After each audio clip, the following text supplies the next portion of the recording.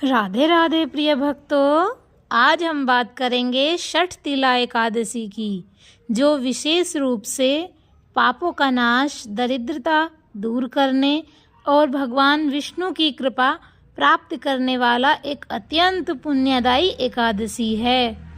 यह एकादशी माघ कृष्ण पक्ष में आती है और इसमें तिल का विशेष महत्व होता है। षठ तिला एकादशी क्यों कहलाती है? ये षठ का अर्थ है 6 और तिल का अर्थ है तिल।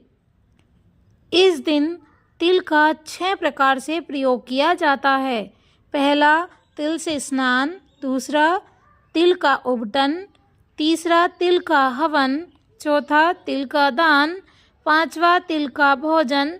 और छठा, तिल का जल में अर्पण।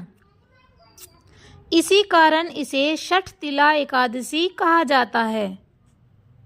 पौराणिक कथा के अनुसार एक बार ऋषि नारद ने भगवान विष्णु से पूछा, हे प्रभु, कलयुग में मनुष्य अल्प तप और अल्प साधना से मोक्ष कैसे पाएगा? तब भगवान विष्णु ने कहा, माघ कृष्ण पक्ष की षठ तिला एकादशी का व्रत श्रद्धा और नियम से करने वाला मनुष्य अपने समस्त पापों से मुक्त हो जाता है।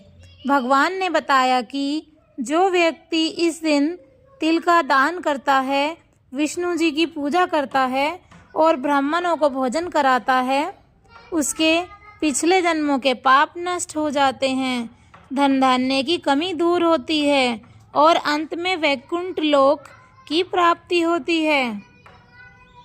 शास्त्रों में कहा गया है कि तिल में भगवान विष्णु का वास होता है। तिल से किया गया दान अक्षय फल देता है, इसलिए कहा गया है तिल दानम महादानम।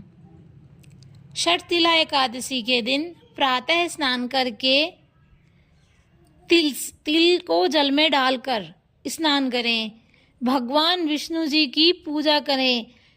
भगवान को तिल का भोग लगाएं, तिल और गुड़ का भोग लगाएं। ओम नमो भगवते वासुदेवाय मंत्र का जाप करें। तिल, वस्त्र, अन्न का दान करें। एकादशी व्रत रखें और इस व्रत के प्रभाव से दरिद्रता दूर होती है, पितृदोष शांत होते हैं, घर में सुख शांति आती है, भगवान विष्णु की विशेष कृपा प्राप्त होती है। प्रिय भक्तों, षठ तिला हमें सिखाती है कि छोटे छोटे साधनों से भी यदि भक्ति सच्ची हो तो ईश्वर की कृपा अवश्य मिलती है।